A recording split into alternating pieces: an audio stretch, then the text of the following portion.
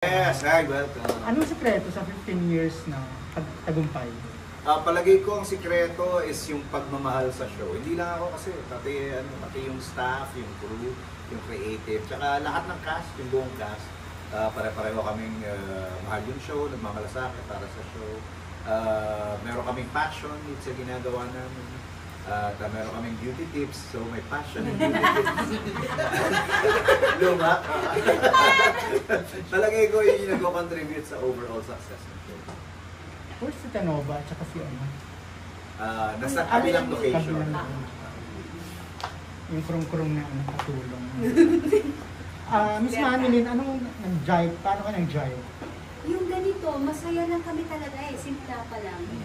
Siyempre, habang tumatagal kayo, mas nakikilala niyo ng isa't isa, alam niyo na rin kung ano ang sa tingin niyo ay ayaw at hindi nila magugustuhan or hindi sila komportable, alam mo na rin kung ano yung komportable talaga sila. So, ang sarap lang na family na talaga yung tuloy. So, sobrang nag-gel lahat. Sir, wala ba naging pasaway sa kanilang lahat? Lahat? Yung totoo, yung from year 1 to... Okay, sige. May kanya-kanyang quirks. May kanya-kanyang toyo ang bawat cast. Myself included. Actually, ako yata yung pinakamaraming toyo. Pero hindi lang nakikita ng maraming tao.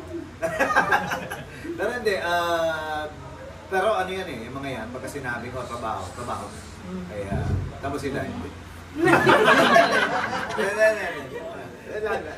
So pagka yung nagsimula na yung totoong trabaho, maasahan mo lahat yung parang mga sundalo na pagka pinasugod mo sa gera.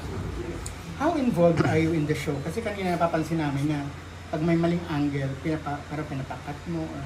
Ako kasi ang tumayong director after ng pandemic. Kaming dalawa ni Direk Armin, tapos sa second unit si Mark David. Si Direk Armin Collado, siya yung assistant director ni Direk Bert De Leon bago ng-pandemic. Parang hindi namin makuhang palitan si Direk Bert.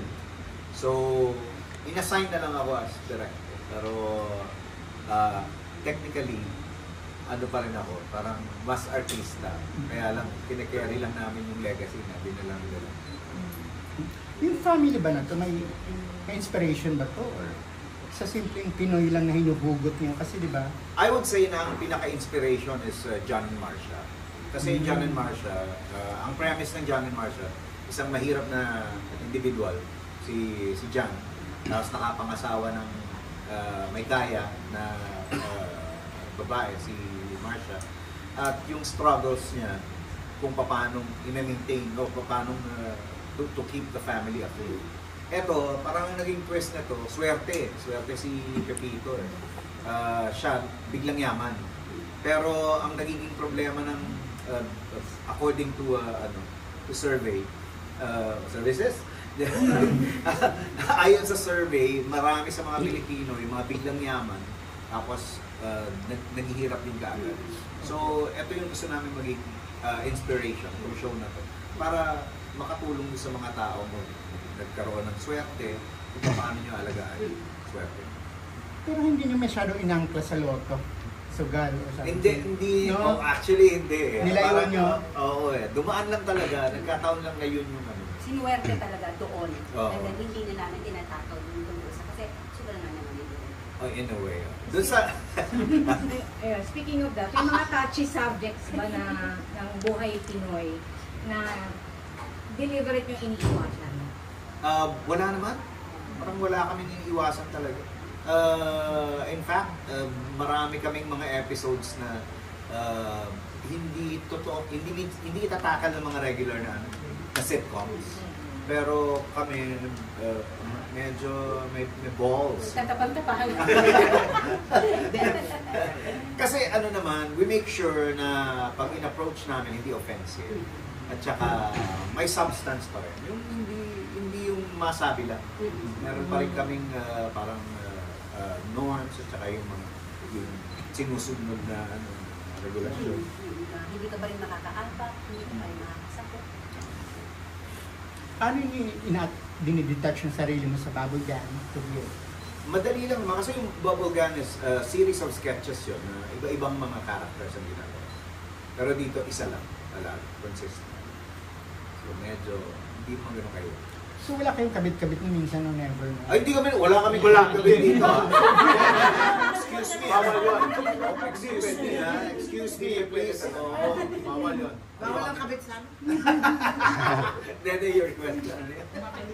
Bakit nga wala? Ayaw niyo? Alay na rin. Mga kabit-kabit issue. Wala. Ay, hindi, totoo pala yung question mo. Yung pala naman. Hindi kasi gusto ngayon bayaran nila yung mga... Ha? Okay, see, ano ba yan? Baka na-excite ka sa... Si General. Kumain ka, kumain. Oo. Kumain ka ng kanton. Hindi, meron din namang mga ganong issues kaming tinakal. Oo. Pero paseros lang yun eh, hindi talaga yung... Hindi yung direct na Gusto mo ba silang characters paghiwalayin? o family members. Hindi directly yung family members. May ibang mga characters, yung mga guests namin, na tinulungan namin. O kinakausap, Ah. hindi tama, o Oo. ituwid na. Oo.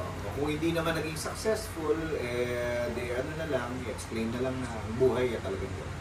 Since ikaw yung parang creative, sir,